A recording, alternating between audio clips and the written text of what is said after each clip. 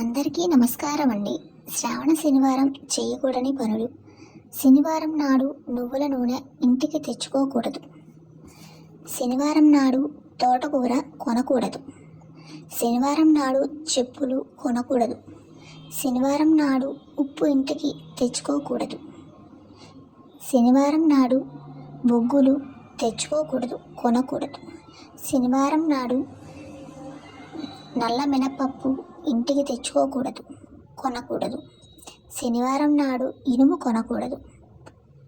ఇలా చేయడం వల్ల మీ ఇంట్లో కష్టాలు తెచ్చుకున్నట్టు అవుతుంది. శ్రావణ శనివారం తప్పకుండా ఇవి పాటించండి. మీ ఇల్లు లక్ష్మీ కటాక్షంతో కలకాలం బాగుంటుంది. Please subscribe my channel. Thank you. Thanks for watching.